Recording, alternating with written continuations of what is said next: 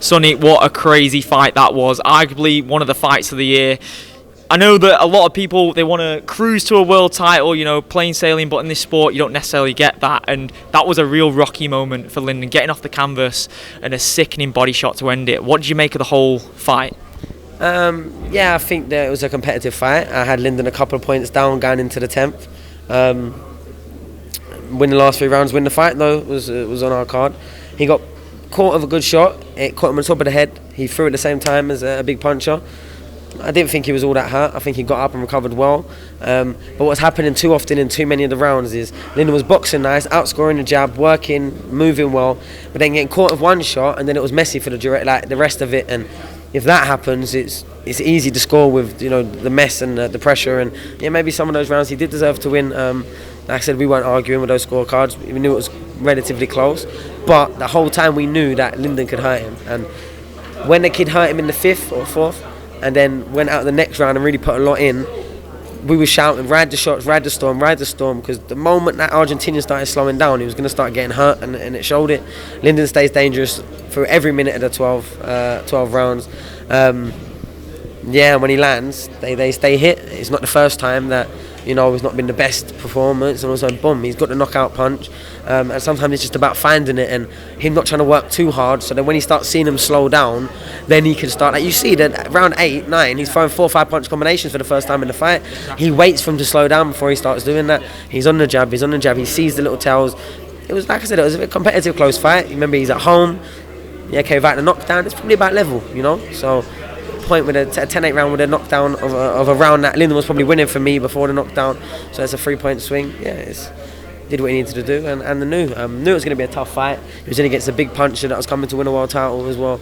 The kid had 18 fights, 18 wins, 17 knockouts, one defeat at a decent level. So yeah, buzzing for him. Is it emotional for you as a very, very close friend of Lyndon, seeing everything that he's gone through in his life, the ups and the downs, in and out of the ring, to see him get that crowning achievement? Yeah, and you got to remember, Lyndon don't have the same upbringing that I had in boxing. I started when I was 9 years old. It's all I've been doing since then. You know, Lyndon was a bad kid. He was a naughty kid. Didn't have nothing better to do. Was on the streets doing shit he shouldn't be. At 16, 17, he's getting dragged by fucking Pat Barrett by his ear up into the gym. And now, 13 years later, he's IBO World Champion. He was on GB within 3-4 years of fighting. Like, he's always been very talented and just tough. Like, he never had that schooling from childhood or like that years, like, he's never had that amateur background. And I know he got on GB, but he probably shouldn't have, really. Like, he probably shouldn't have got on GB as quick as he did and have the experience that he did. But he's always been a good fighter. He's always had a very good jab. He's always been rangy and it can hit hard. Yeah, sometimes you have to go through a few rounds of what's this fight? But boom, he can turn it on its head like that. And that's why sitting there in his corner, as soon as I see the opponent dwindling a bit, I'm always thinking that shot's going to come. I'm waiting for it because he genuinely can land them. And I know you're not short of motivation. You've got a huge world title fight coming for yourself, Bam Rodriguez. But that obviously adds to it, being around this atmosphere, around your friends. But how are you feeling heading into that one? Because it's a huge, huge fight, isn't it? Yeah, I mean, regardless of what happened here or around these sort of fights, you know, I mean, I'm buzzing just to be involved in boxing, to be a part of the, you know, the schedule, to be a part of the world boxing roster, as it were, right now in, you know, maybe the prime of my life. Working towards building a legacy. I feel like I'm blessed, to be honest, to be in that position, and I'm enjoying it. Like, you know, coming here, watching my friend, good friend, one of my best friends in the world, Lyndon, you know, seeing his mum down here, seeing his son in the ring, being able to do his corner, being one of the first to jump in the ring as soon as he just become world champion. Like, that's memories and experiences that I'll never be able to, you know, repeat or do again. And, you know, I've been there for pretty much all of Lyndon's fights, for his big nights, here today, when he beat Yard the first time. So, you know, we've come through together. We was on GB together.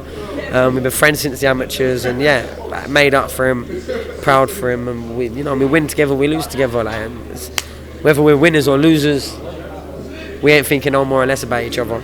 We're all in this together. We're all here. You always see us. We always turn out. We always show out. You know, I've got a few of my fighters here as well. That's travelled down with me to support Lyndon. Yeah, man, it's like a family, you know. You're a very unique fighter when you step into the ring. Not many guys like you on the entire planet. Do you think Bam has experienced anything like you? I think I'm a very unique person outside the ring as well. True. And I feel like people's personalities. It jumps in the ring with them more than people realise. Bam's a very good fighter. I don't think he's as good as me. I think I'm one of the best fighters in the world. I think the things I do, you can't prepare for. And that's the biggest problem with me. Every time they try, the more they try, they end up just missing what it actually is that I do. So, yeah, I'm looking forward to what they bring in.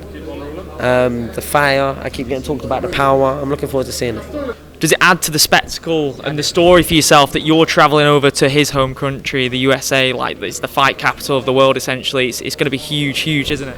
Yeah, I've always wanted to break America. Coming to America free, a Britain version, you know what I mean? Except there's a little white boy around it. I've always wanted to crack America. I mean, it's the mecca of boxing, really. It's got the most people there. It's got the most big fights there. It's got the most money there, apart from Saudi. Of course, I've always wanted to have my world title take me around the world, and that's what it's starting to do. I've been to Dubai a couple of times. I'm going to go to America. Who knows after that? Final one, what can the fans and Bam expect?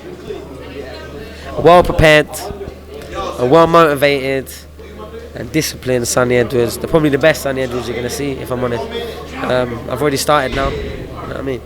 Perfect. Appreciate your time, man. Thank you.